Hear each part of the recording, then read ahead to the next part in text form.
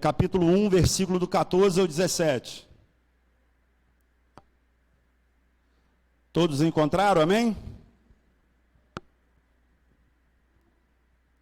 Romanos 1, do versículo 14 ao 17. Vamos lá, vamos estar lendo para a gente estar entendendo a palavra do Senhor. E deixam a Bíblia aberta que a gente vai estar passeando nisso aí. Vamos lá. Eu sou devedor, tanto aos gregos como aos bárbaros, tanto aos sábios como aos ignorantes. Então, quanto a mim, estou pronto para pregar o evangelho, também a vós que estáis em Roma. Porque eu não me envergonho do evangelho de Cristo, pois é poder de Deus para a salvação de todo aquele que crê, primeiro do judeu e também do grego. Porque nele a justiça de Deus é revelada, de fé em fé, como está escrito, o justo viverá pela fé. O tema da mensagem é justamente isso, o justo vive pela fé, né? Interessante, obrigado. Interessante a gente, um pouquinho na introdução para poder a gente entender, essa carta de Paulo à igreja de Roma, né? Paulo escreve ela quando ele estava em Corinto, e é uma carta que Paulo não estava escrevendo para tratar de problema, como 1 Coríntios, 2 Coríntios, que a igreja tinha problema. Mas a igreja de Roma não, Paulo não tinha fundado a igreja de Roma, ele não tinha ido lá ainda. Então, ele escreve uma carta pastoral para a igreja de Roma, que é uma carta que é bem interessante, é uma carta que nos ensina sobre a nossa fé, sobre o evangelho, e é uma carta que eu recomendo muito vocês lerem depois em casa, toda a carta de Romanos, né? Para poder que você possa entender. E esse capítulo 1 aí, que nós vamos estar agora estudando, do versículo 14 ao 17, é a base, é o tema central da carta aos Romanos. Logo depois, no capítulo 3, Paulo vai detalhar melhor, vai explicar melhor. Mas ali ele nos ensina a doutrina da justificação, a salvação pela fé, né? Então, Paulo, capítulo 1 aí, é o tema central. E o resto da carta é o desenvolvimento desse tema central. Então, lendo, como nós acabamos de ler agora, capítulo 1, versículo 14 ao 17, 3 lições Paulo nos ensina, né, nesses versículos que nós lemos. 3 lições. A primeira, ele diz assim: você devedor, pague a sua dívida. Interessante, se nós formos parar para analisar, só existe 2 formas de a gente estar em dívida. Uma é sair comprando tudo, né? Tudo que vê, compra, faz dívida, pega empréstimo. Essa é uma das formas. Você sai comprando e você fica devendo a alguém. E a segunda forma de você dever é mais ou menos assim: o Sérgio me dá um valor ou me dá alguma coisa para me entregar para a Mara. Enquanto eu não entregar, eu estou em dívida. Sérgio me deu para me entregar. Enquanto eu não entregar a Mara, eu estou em dívida. E Paulo, ele começa aí no versículo 14, ele diz: sou devedor. Por que nós somos devedores? Porque Paulo compreendeu, lá em 1 Coríntios, capítulo 15, que Cristo passou para ele o Evangelho, entregou o Evangelho, assim como nós, em algum dia, nós aceitamos a Jesus Cristo como Salvador e recebemos o Evangelho, a Boa Nova, e nós passamos a ser devedores desse Evangelho, de pregar o Evangelho, passar esse Evangelho adiante. Infelizmente, nós, no dia de hoje, temos feito o errado. Recebemos o Evangelho, ficamos para nós, guardamos, é só nosso e não passamos adiante. Paulo, no versículo 14, ele fala isso: sou devedor. Por quê? Ele entendeu que ele recebeu o Evangelho de Cristo, que agora ele precisava passar o Evangelho. E você, nessa noite, tem entendido isso, que você recebeu o Evangelho de Cristo, que você tem que passar o evangelho adiante, que você tem que pregar o evangelho, que você tem que falar de Cristo, que você tem que viver Cristo, que você não pode só se reter. Infelizmente, nos dias de hoje tem pregado um evangelho que é só um evangelho egoísta. Eu vou lá, busco minha bênção, recebo a Cristo, estou com Cristo, acabou. Vou lá, vou pedir minha cura, vou pedir aquilo que eu necessito e pronto. Não, esse não é o evangelho, as boas novas que Cristo nos deu. Se você for parar para lembrar, em Mateus 28, Jesus dá a comissão a todos nós, para nós irmos e pregarmos o evangelho. Então, nessa primeira lição que Paulo nos ensina, você devedor, pague a sua dívida. Então, entenda que você é um devedor, entenda que você recebeu o evangelho, que você tem Cristo, que agora você precisa passar esse evangelho adiante, você precisa ensinar esse evangelho, você precisa viver esse evangelho verdadeiramente. Segunda coisa, né, em cima disso aí mesmo que Paulo fala, como nós somos devedores e precisamos pagar a dívida, ele diz aqui, ó, você devedor está pronto para pregar o evangelho? Tem estado pronto? Tem buscado conhecimento? Tem buscado viver esse evangelho verdadeiro?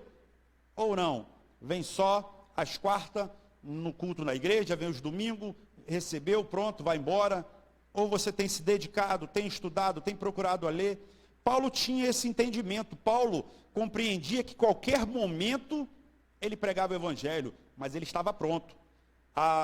Estudando a palavra de Deus, você vai compreender, lá em Atos capítulo 9, quando Paulo se converte, que ele tem um encontro pessoal com Jesus.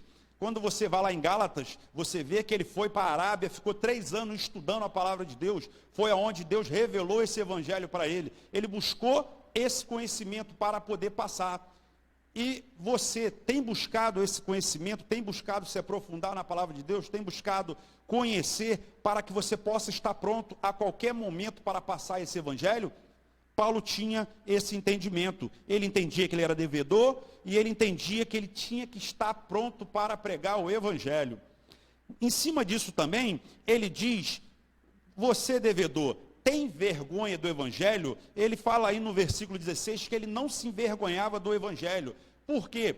Para muitos era loucura. Por quê? Os judeus esperavam Cristo vir igual o rei Davi, um Cristo poderoso que viesse, que ia derrotar o Império Romano, e ali eles iam ser prósperos, governar bem, como foi na época de Davi. Mas não, Cristo veio humilde, pregou o evangelho, e no final foi morto numa cruz, pendurado no madeiro, e segundo a tradição dizia que quem era pendurado no madeireiro era considerado como um maldito, amaldiçoado, e muitos tinham vergonha do evangelho. Interessante que a gente trazendo para o dia de hoje, há 2 linhas, uns envergonham o evangelho e outros têm vergonha do evangelho. E você, devedor, como você está? Tem envergonhado o evangelho ou tem tido vergonha do evangelho? Paulo tinha esse entendimento. Ele, olha, eu não tenho vergonha do evangelho, eu não me envergonho, eu sei em quem tenho crido, eu recebi o evangelho, sou devedor, preciso pagar a minha dívida, tanto que Paulo fez até a morte, pregou o evangelho em tempo e fora de tempo. Isso é um grande ensinamento para nós. Nós, muitas das vezes, queremos o evangelho só para nós. Queremos só a nossa cura, queremos só a nossa bênção, estamos só olhando para os nossos problemas, aquilo que é dificuldade para nós. Não que isso seja errado, meus irmãos. Podemos buscar os nossos interesses também, mas precisamos estar atento e obedecendo que a gente recebeu esse evangelho. Recebemos de graça e devemos passar esse evangelho à frente. Precisamos ter uma conduta de vida para que a gente possa pregar o evangelho, para que almas venham se render a Cristo. Então, Paulo, nessa primeira lição aí, Paulo nos ensina que nós somos devedor e precisamos pagar a nossa dívida. A segunda lição que Paulo nos ensina, que o evangelho é poder de Deus. O evangelho é poder de Deus. Mas para isso precisamos entender o que é evangelho. né? O evangelho é boas novas, né? Jesus, ele veio pregar boas novas, novidade de vida. Foi isso que Jesus veio nos ensinar. Mas automaticamente, nós também compreendemos e precisamos entender o que também não é o evangelho. Hoje, nós temos visto, né, esse evangelho, muitas das vezes pregado por aí, o evangelho da prosperidade. Se você der 1.000, você recebe 10.000, se você der 10.000, você recebe 100.000. Isso é conversa, meu irmão. Jesus não quer barganha, Jesus não quer que você venha fazer esse sacrifício de tolo. Jesus quer que você entregue seu coração a Ele de verdade e o passe a seguir verdadeiramente, não uma troca. Muitas pessoas vêm buscar Jesus com um sentimento errado. Uns querem simplesmente essa troca, quer vir buscar a Jesus para enriquecer. Eu sei que quando você tem um encontro profundo com o Senhor Jesus, que você aceita Ele como Salvador, o Evangelho, ele enriquece. Claro que ele enriquece. Você que bebia, não bebe mais. Você que fumava, gastava dinheiro com cigarro, não fuma mais. Você que tinha uma vida desregrada, você passa a ter esse encontro com Jesus, Jesus abre a tua visão, começa a te mostrar, naturalmente você vai se tornar próspero. Mas é saudável, não com essa troca, com essa barganha que muitos vêm querendo trocar, né? Também a gente precisa compreender que esse evangelho também, que muitos pregam aí da miséria, que você tem que viver uma vida miserável, porque ali sim Deus está contigo, isso também é uma mentira, isso é um engano de Satanás. Jesus fala na tua palavra que ele nunca viu um justo mendigar o pão, está lá em Salmos. Então, também esse extremo que as pessoas pregam por aí, isso não é evangelho. O evangelho de Cristo é um evangelho de boas novas, de novidade de vida. Aquela vida errada que você vivia, você passa a ter uma vida agora correta. Segunda coisa, Paulo, ele diz que o evangelho é poder de Deus. O poder de Deus que ele fala aí, no grego, essa palavra poder, ela vem dizendo dinamis, que significa dinamite. Interessante que a dinamite é algo que destrói, né? Você coloca uma dinamite, ela explode e destrói tudo. Mas esse evangelho aqui, ele é poder. Essa dinamite aí é uma bomba que aquela pessoa que é duro, aquela pessoa que é assassino, aquela pessoa que faz o mal, quando encontra com esse poder, com esse evangelho, é transformado. Muitas das vezes nós falamos que não tem mais jeito para essa pessoa está condenada, essa pessoa não melhora, essa pessoa não tem mais jeito. Tem sim.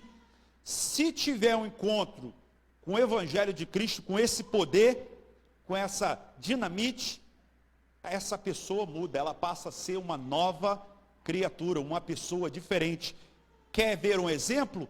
Paulo era um. Se você for ver lá o início, ler Atos, você vai ver que Paulo prendia as pessoas, Paulo dava ordem para matar, Paulo perseguia, entrava dentro das casas da pessoa, dava chicotada, prendia, mandava matar, fazia um monte de coisa. O cara era uma fera. Mas quando ele teve esse encontro com o Senhor Jesus, a vida dele toda foi transformada. Então Paulo, ele diz isso, olha, o evangelho é o poder de Deus, né? Esse poder é uma dinamite. A outra coisa que ele fala, que no evangelho, que a salvação só é encontrada nesse evangelho. Não há salvação fora do evangelho. Não tem como nós, ser humano, querer viver a nossa vida do jeito que a gente acha e achar que vamos ser salvos. Só há salvação em Jesus Cristo. Romanos, capítulo, acho que é 10, versículo 9, diz que se você crer no teu coração e confessar com a tua boca que Jesus Cristo é o Senhor, você recebe a salvação, você se torna salvo. Então, não há salvação fora do evangelho. Mas para isso, precisamos entender que o primeiro passo é você crer no Senhor Jesus. Depois é entender o Evangelho, entender o que Cristo quer para a tua vida, para a nossa vida.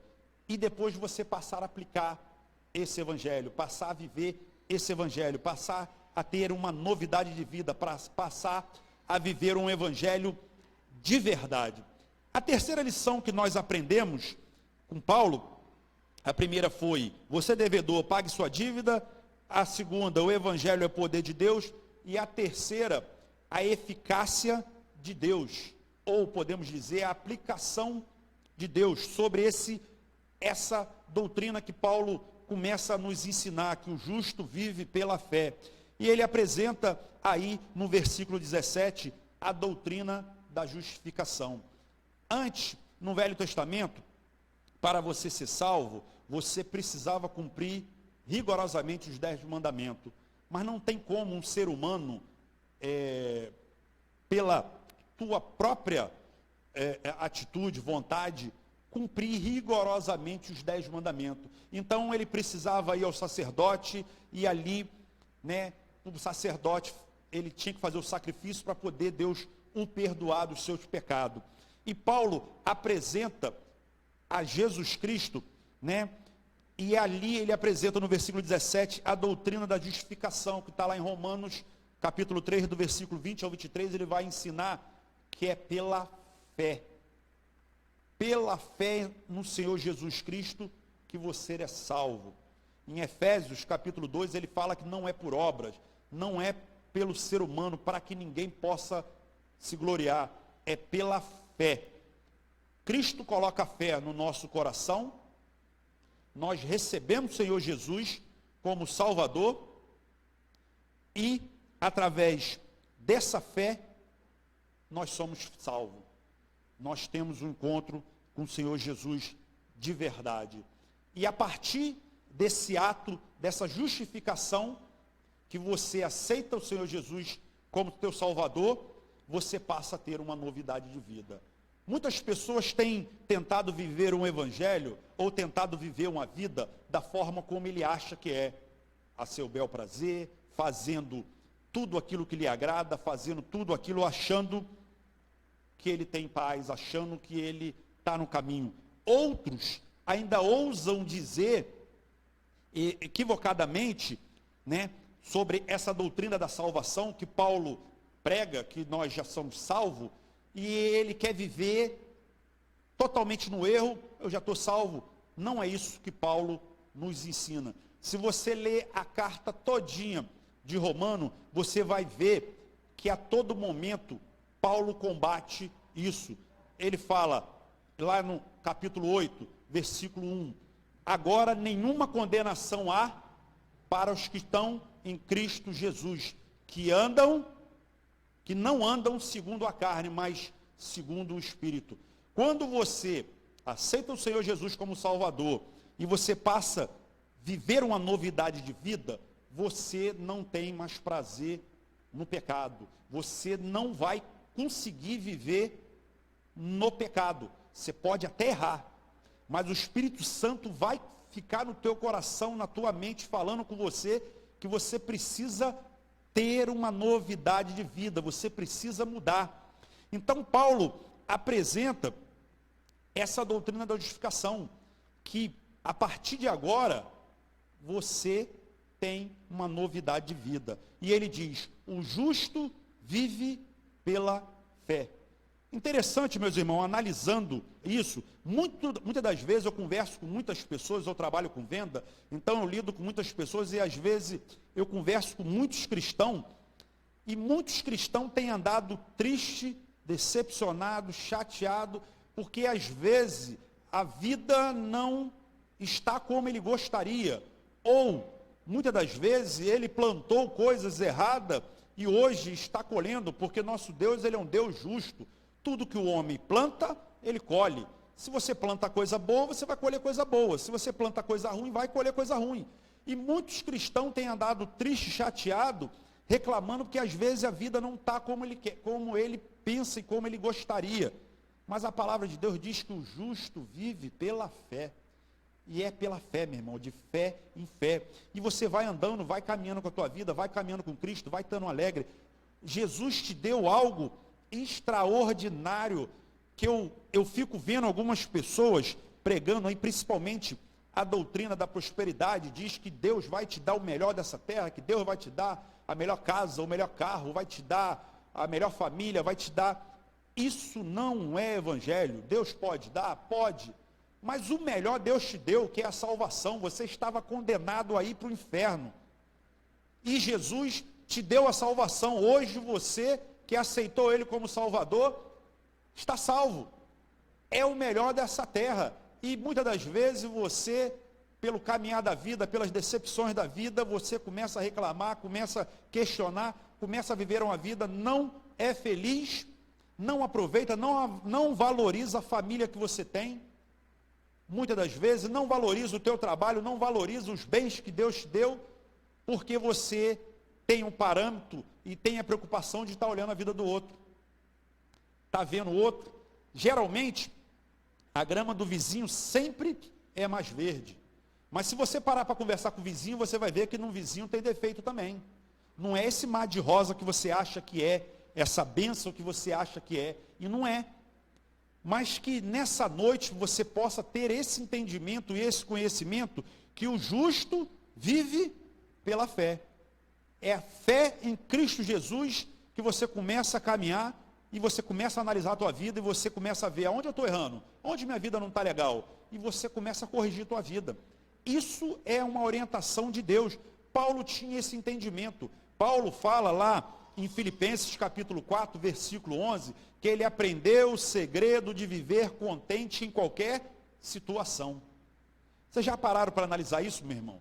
Em qualquer situação, Paulo era feliz, ele dava graça a Deus, ele estava alegre. Mas sabe por quê? Porque ele entendeu o propósito de Deus, ele entendeu que Deus está no controle. Muitas das vezes, nós achamos que às vezes algo está dando errado na nossa vida, a gente achamos que Deus está fora do controle. Deus não está fora do controle. Deus está no controle. Muitas das vezes, como eu falei antes, você plantou coisas erradas e você vai colher. Passa a plantar coisas boas, que aquelas coisas ruins que você plantou, ela vai nascer, vai morrer e vai começar a nascer coisas boas. Então, meus irmãos, tenha esse entendimento. O justo vive pela fé. Começa a agradecer a Deus pela vida que você tem. Começa a agradecer a Deus pelo que Ele te deu, pelo que você tem. Muitas das vezes, você questiona, né? Principalmente, vamos dizer assim, nós homens, gostamos muito de carro, né? Outros gostamos de moto. E às vezes você tem o teu carro e você às vezes não valoriza o que você tem. Você está de olho no do vizinho, porque o do vizinho é melhor, é um carro mais bonito. E será? E daqui a pouco você vai trabalhando, um dia você alcança e você vai estar feliz. A felicidade, ela vem em Cristo Jesus. Meus irmãos, você que não ainda teve um encontro com o Senhor Jesus, reflete isso. Jesus é algo extraordinário, é o melhor que essa terra pode te dar. Ele te dá uma paz que excede todo entendimento, ele te dá ensinamento, você não depende de dinheiro financeiro, você não precisa de bebida, você não precisa de nada para ter essa paz. Você pode estar no maior caos, que essa paz vai estar contigo. Por quê? Porque quando você aceita o Senhor Jesus como Salvador, você automaticamente, o Espírito Santo passa a habitar dentro de você, e você passa a ter uma paz que excede todo entendimento. Paulo tinha esse entendimento, essa compreensão. Se você for analisar, acompanhar a história de Paulo, você vai ver que tinha momento na vida de Paulo, que Paulo estava tranquilo, vivendo uma vida em bonância, tranquilidade. Tinha momentos que Paulo estava vivendo o maior caos. Tinha momento que Paulo ia para pregar o Evangelho, e ele pregava o Evangelho, e ele convertia algumas pessoas, e porque ele pregou o Evangelho e algumas pessoas se converteu, pegaram ele, levaram ele e apedrejaram ele até a morte. e só pararam porque acharam que ele estava morto. Mas, interessante, uma lição que Paulo nos dava. Paulo levanta, se limpa e vai para outra cidade pregar o evangelho. Sabe por quê? Porque ele entendia que ele era devedor. Sou devedor de Cristo. Porque eu recebi o evangelho. Eu preciso pregar o evangelho. Eu preciso passar o evangelho. Eu preciso ter uma novidade de vida para pregar o evangelho. Porque um dia eu irei me encontrar com ele na glória. Enquanto não chega esse dia, eu preciso pregar o evangelho. Eu preciso viver de fé em fé, entendendo que Deus está no controle, agradecendo a Deus sempre pela tua vida, pelo que você tem. Não desvaloriza o que você tem, não. O que você tem é maravilhoso. Eu procurei passar isso para mim. Teve um período meu que eu andava reclamando, eu andava questionando, às vezes reclamando com Deus, porque eu não tenho isso, não tinha isso. E um dia eu parei para analisar que tem um monte de gente que daria tudo para ter a minha vida. Às vezes você está reclamando da tua, achando que a tua vida não está como você gostaria, não está como você acha que teria que ser, e você começa a murmurar e reclamar, começa a questionar Deus, começa a falar que a tua vida não está boa, que não é bom. Mas se você parar para analisar, quantas pessoas queriam ter a tua vida? Você está no paraíso, meu irmão. Bote isso na tua mente. Você é livre, você pode pregar o evangelho, você pode viver, você pode agradecer a Deus, você está respirando, você está vivo. Quantas pessoas estão no hospital, daria tudo para ter só a tua vida, não queria nem ter teus bens, queria estar só com saúde e não tem. Então seja grato. Paulo tinha esse entendimento. Ele apresenta a doutrina da justificação, ele apresenta o evangelho de Cristo, ele apresenta o reino do céu, ele apresenta boas novas, ele mostra para nós, para você, para mim, o evangelho, mudança de vida, novidade de vida, e que você possa ter esse entendimento, essa compreensão, compreender que Deus está no controle da tua vida, que se você buscar conhecimento, começar a estudar a palavra de Deus e aplicar, botar em prática, porque muitas das vezes, qual é o nosso erro? Nós ouvimos, nós lemos, mas nós não praticamos, não obedecemos. Como nós vamos ser prósperos, saudáveis, se nós não obedecemos? Você quer aprender sobre finança? Vai lá em Provérbio. Pô, te dá uma aula de finança. Mas você tem que aplicar. Você tem que botar em prática. Né? A gente não bota, né, sério? Só lê, mas não bota. Aí tudo que vê, compra. Tudo que vê, compra. Né? Aí depois, o que fala? Ah, o diabo está furioso. Está furioso não, meu irmão. Eu costumo dizer que o diabo é você, pô. Né? Você compra tudo. Você comprou um celular bom hoje, amanhã já está lançando outro, meu irmão. Você compra um carro zero hoje, amanhã. Quer ver uma coisa interessante? A maioria aqui conhece. Quando lançaram aquele carro Captiva, né? Eu falei, cara, que carro lindo, que carro, coisa de doido. Hoje eu olho para aquele carro não é tão bonito assim, porque já lançaram um monte mais bonito. E é assim que é a vida. Você pega um carro lindo hoje, daqui a 1 ano, 2 anos, 3 anos, ele já não é mais lindo. Esse celular que você tem hoje, ele é o máximo, mas amanhã ele já não é. Já lançaram outro. Então, começa a praticar a palavra de Deus, que você vai ter uma vida próspera. Você quer ter uma família abençoada? Obedece a palavra. Tem direcionamento sobre família. Paulo orienta aqui em Romanos, ele orienta em 1 Coríntios, ele orienta em Efésios, ele orienta em Filipenses, em quase todas as cartas ele fala sobre família. Mas você tem que botar em prática. Você tem que matar o teu eu e botar em prática. Você acha que não foi difícil para Paulo, não? É que a gente tem uma visão, acha que foi fácil, né? Paulo se encontra com Jesus, Jesus aparece para ele, fala com ele, porque ele o persegue, ele fica cego, ele vai lá, Jesus cura e pronto. Ali Paulo já mudou? Não. Paulo passou um processo tinhoso, ele cometeu erros, ele cometeu falhas, e foi se consertando, ficou 3 anos na Arábia estudando, lendo a palavra, botando em prática. Tu acha que que foi fácil para ele? Foi não. Tem que mudar a personalidade dele, mudar o jeito dele, que Paulo era brabo. Paulo era, além de judeu, ele era italiano. E você, quem estuda aí, sabe que os italianos são meio sanguíneos, meio brabo. Paulo era esse homem. E ele teve um encontro com o Senhor Jesus, passou a ser uma pessoa mansa, passou a ser uma pessoa diferente. Ele diz, o justo vive pela fé. É de fé em fé. É caminhando. Você vai caminhando, vai se corrigindo. Meus irmãos, tira toda a mágoa do teu coração, toda tristeza. Tem pessoas que não caminham no Evangelho, que não pregam o Evangelho, que não vivem o Evangelho, que não passam o Evangelho para outro, porque tem mágoa, tem rancor. Tira isso do teu coração. Vocês já pararam para analisar? Nós somos salvos, vamos para a glória. Aí chega lá, porque você tem uma mágoa do teu irmão, tu vai chegar lá com mágoa? Não existe isso. Perdoa. Ah, mas não tem como esquecer. Mas quem disse que para perdoar tem que esquecer? Perdoar não esquece não, ninguém. Você não tem amnésia, pô, você vai lembrar.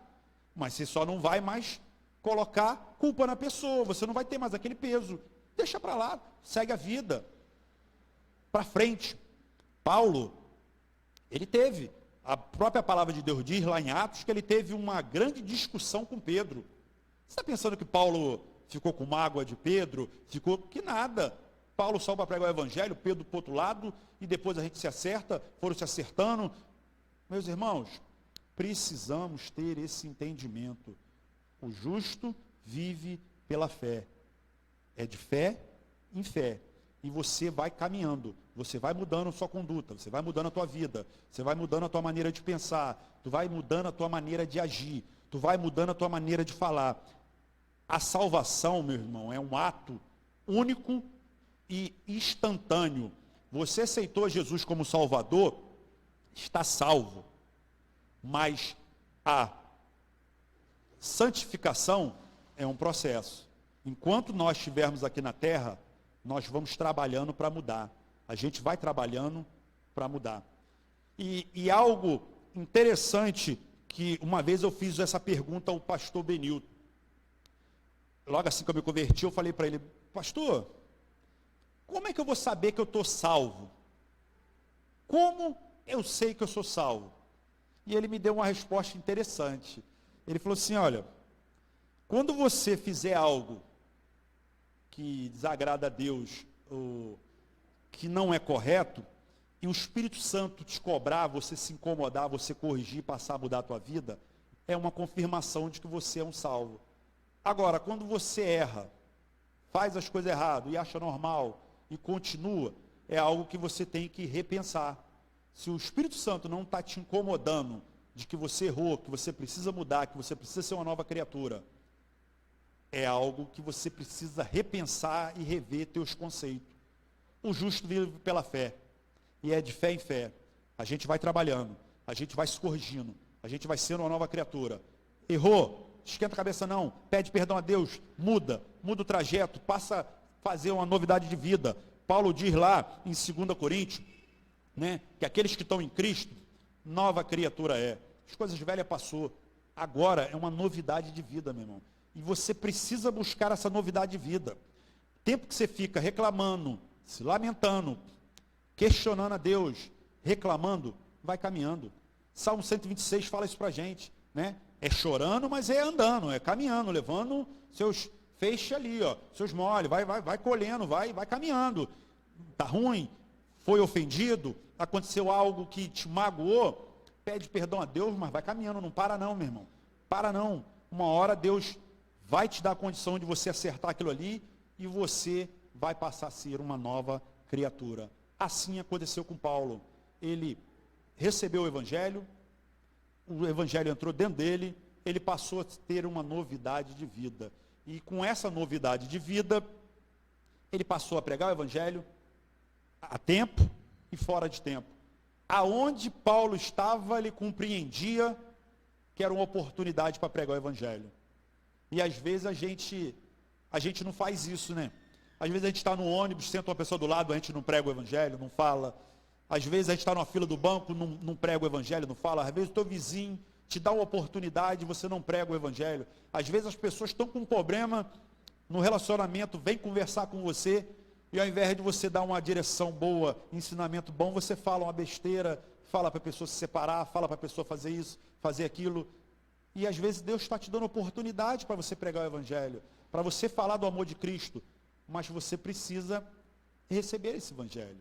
E você precisa compreender esse evangelho. E só há uma forma, aceitando hoje o Senhor Jesus Cristo como Salvador.